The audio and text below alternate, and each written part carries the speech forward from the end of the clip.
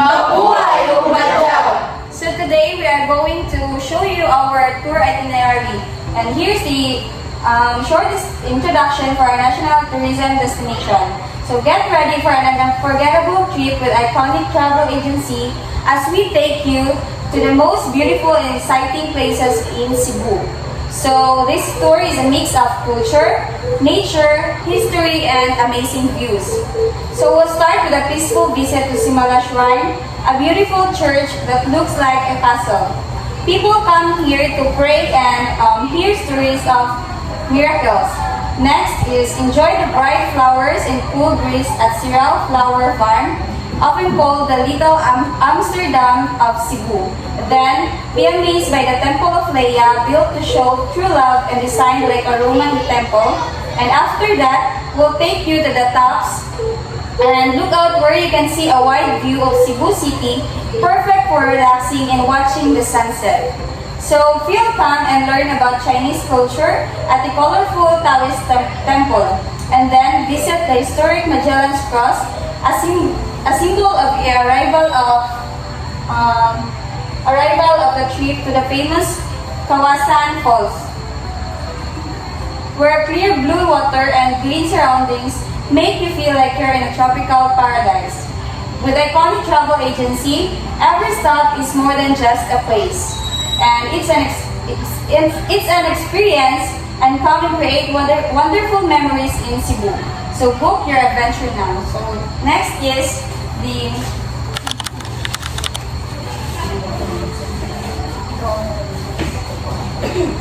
Next is our travel itinerary, Cebu tour package for 4 days and 3 nights and for 12 packs per person.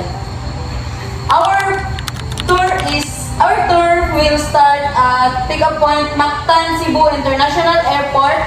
Pick-up time is 10 a.m. and estimated time of departure is 10:15 a.m. Day 1, ang first stop is Siral Garden, Little Amsterdam. Estimated time of arrival is 10:45 a.m. and activities pictorial. Estimated time of departure 11:50 a.m. And travel time or interval time is 20 minutes. Second stop is Temple of Leia. Estimated time of arrival 12:10 noon. And 12:35 p.m. is lunchtime at Temple of Leia's Cafe. Activities, pictorial, shopping, and eating. Estimated time of departure 1:35 p.m. Travel time or interval 10 minutes. Third stop sa TAP Cebu.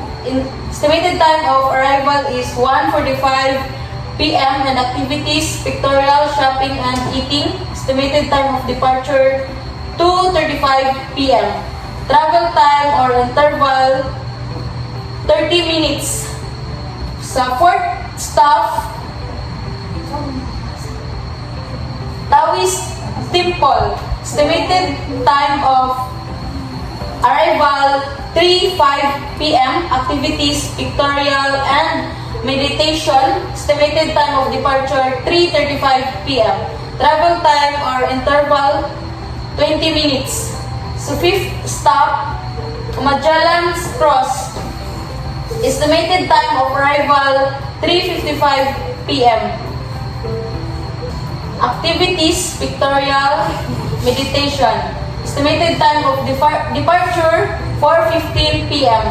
Travel time or interval 5 minutes. And the sixth stop, Santo Niño Shrine. Estimated time of arrival 4:20 p.m. Activities, pictorial, prayer, and shopping. Estimated time of departure 4:45 p.m. Travel time or interval 35 minutes. And the last stop is in NS Royal Hotel. Estimated time of arrival 6:20 p.m. Hotel check-in and dinner time is 7:30 p.m. to 8:30 p.m. Lights off 10 p.m. So, day 2. So, 6 a.m. to 7 p.m. is breakfast at NS Royal Hotel. Then, 7 to 8 p.m. preparation. Then, ang estimated time of departure, 8:05 p.m. Then, travel time or interval, 8:05 to 10:15 a.m., 2 hours and 10 minutes. Then, first stop, ang iyang estimated time is 10 a.m. in Simala Shrine.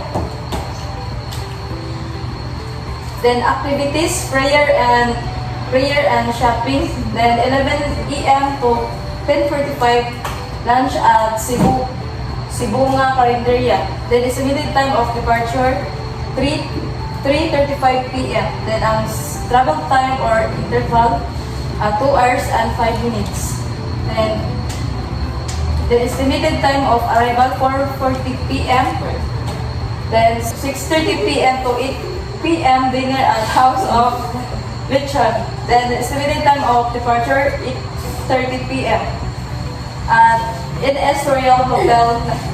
Then, lights off, 10 p.m.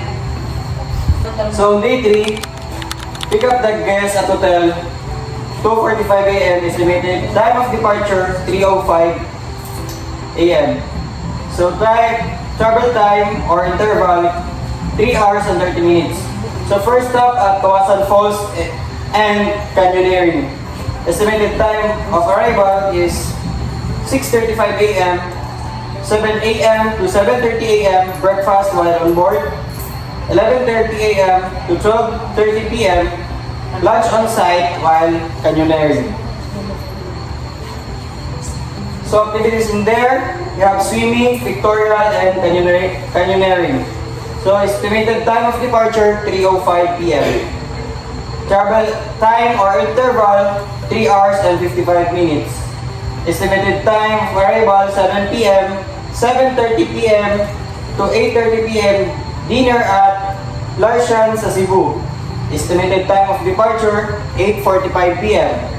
Estimated time of arrival, 9 p.m. at NS Royal Hotel. Lights off, 10 p.m. Next is day 4. Day 4 will start early breakfast at 6 a.m. to 7 a.m. Then preparation for 7 a.m. to 8:30 a.m. 9 a.m. 10 a.m. check out at Royal Hotel. Then estimated time of departure is 10:05 a.m. Travel time or interval time 40 minutes, and the first stop estimated time of arrival is 10:45 a.m. at Mactan 10,000 Roses. The activities to do are pictorial, shopping, and lunch. Then the estimated time of departure is 12:35 p.m. The second stop is the Mactan Shrine.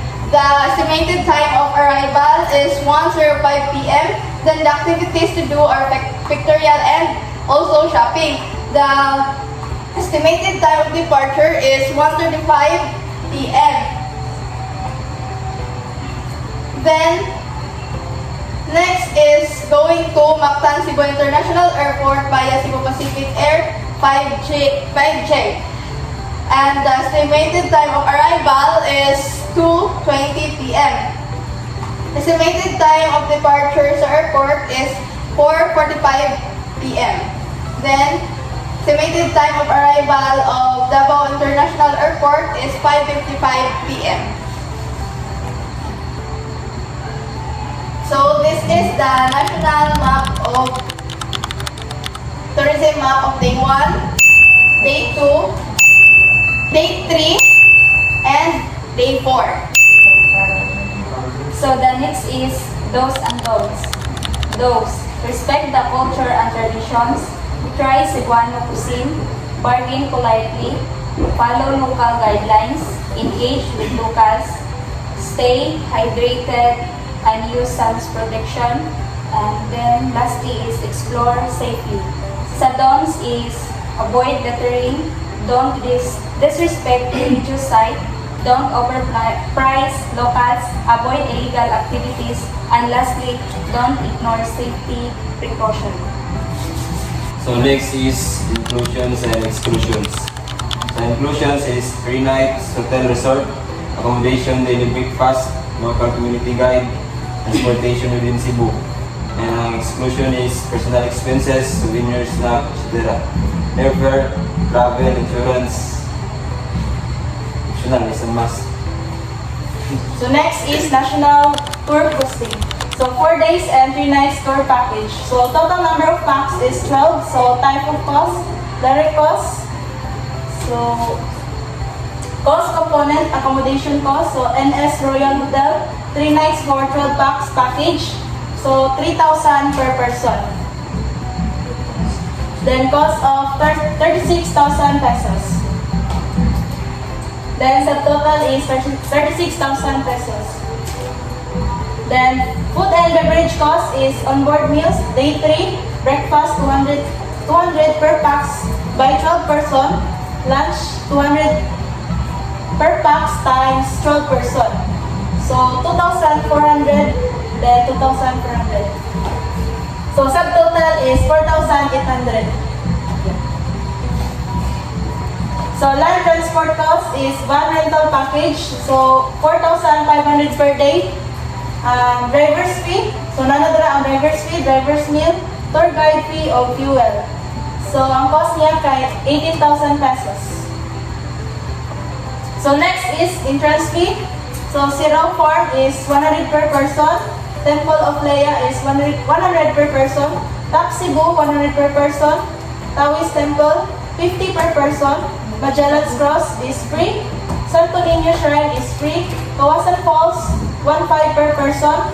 10,000 Roses is 100 per person and Mactan Shrine is free. So subtotal is 7,800. So total cost per itinerary is then total cost times desired profit is 66,600 times 0.30, so 19,980,000, then plus 66,600, so equals of 86,580, then i-divide sa 12, so may mo siyang 7,250. So mo na ang total cost per pax. Then selling price per pax is 7,299. So first, the breakdown of our national monthly income statement. Net sales or the tour sales is within a month is 87,588. Then the direct cost, the total of accommodation cost is 36,000. The surface transport cost consists of 18,000. Entrance fees is 7,800. Then the food and beverage cost is 4,800 with a total of 20,988 within a month. Then the gross profit is 20,988. Now next is the indirect cost. First, administrative cost total is 7,500. Then the advertising and promotional cost total of 5,000. Total of administrative cost and advertising is 12,500. Net income before tax is 8,488. Net income tax is 8,488. And income tax 8% is 679 peso, 0.4 pesos.